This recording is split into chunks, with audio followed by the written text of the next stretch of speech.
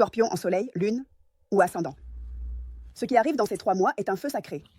Entre avril et juin, ta vie amoureuse s'active avec une énergie puissante qui demande action, concentration et une dose de courage émotionnel. Les cartes qui accompagnent ta lecture sont l'As de bâton, le 4 de pentacle, le Roi de bâton et le Valet d'épée. Combinées, elles te murmurent forte et claire. Ne te cache pas de ce que tu désires, mais assure-toi que tu désires avec le cœur, pas avec la peur. L'As de bâton ouvre cette période avec un élan sexuel, créatif et émotionnel énorme.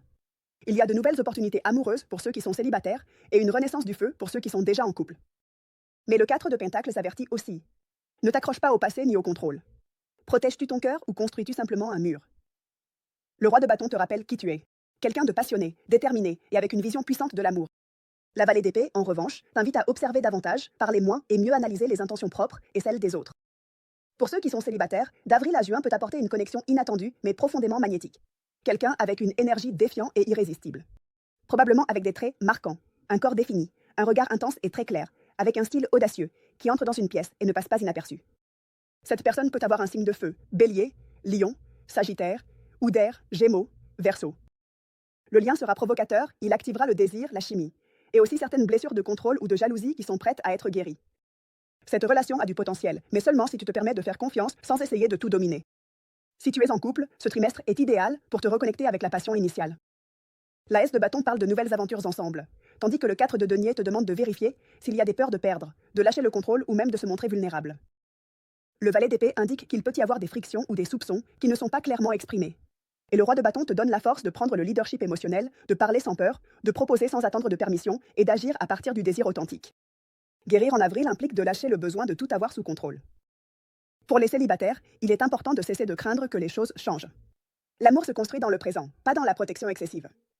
Pour ceux qui sont en couple, il est temps de vérifier s'ils retiennent les émotions, des conversations ou des décisions importantes par peur de déstabiliser la relation. Le contrôle n'est pas l'amour et faire confiance à l'autre, c'est aussi se faire confiance à soi-même. Astrologiquement, l'éclipse solaire dans les zones du 8 avril te pousse à lâcher de vieilles structures mentales sur l'amour. Mars en Cancer en mai adoucit ton impulsion, réactive, t'aidant à t'ouvrir avec plus de sensibilité. Et lorsque le soleil entre en Gémeaux à la fin mai, plus de légèreté, de communication et de clarté émotionnelle arrivent.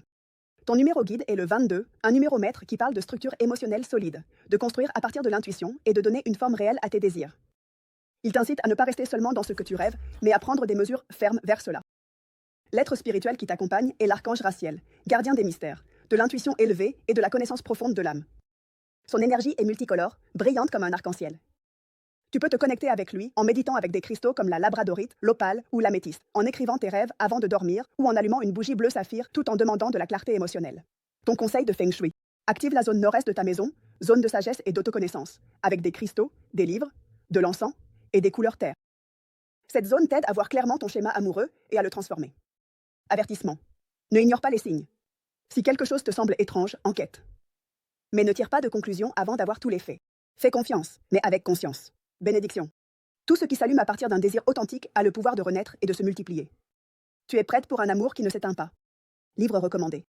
Femme qui court avec les loups, de Clarissa Pinkola Estés. Parce que ton âme scorpionne a besoin d'aimer de manière instinctive, vraie et puissante. Chanson pour élever ta fréquence. Cœur élastique, par Sia. Parce que même quand on t'a brisé, tu reviens toujours plus forte. Film recommandé. Fragmenté. Divisé. Bien que ce ne soit pas une histoire romantique, il t'invite à explorer le pouvoir de l'esprit, le traumatisme et comment les multiples versions internes peuvent se réconcilier. Activité suggérée. Écrire des lettres sur ce que tu ne veux plus soutenir. Créer une playlist d'autonomisation et danser seul. Faire des rituels avec le feu et l'eau. Allumer des bougies près de l'eau. Et pratiquer le yoga dynamique ou les arts martiaux. Phrase pour manifester. Je fais confiance au désir qui naît de mon âme et j'ouvre le chemin pour un amour puissant, libre et transformateur. Rituel d'amour. Un vendredi de lune croissante, prépare une infusion avec des pétales de rose, de la cannelle et de l'essence de vanille. Laisse refroidir et utilise-la pour te donner un bain conscient du cou vers le bas. Pendant que tu le fais, répète. Je suis digne d'un amour qui m'enflamme et me libère. Allume une bougie rouge et écris tes désirs amoureux. Garde-les dans une enveloppe rouge jusqu'à la prochaine pleine lune. Attitude à abandonner. La méfiance comme mécanisme de défense. Qualité à renforcer, ton magnétisme, ta passion, ta capacité à te régénérer encore et encore. Et si tu veux continuer à recevoir ces messages, rituels et guides pour activer ton pouvoir intérieur, abonne-toi à la chaîne et active la cloche.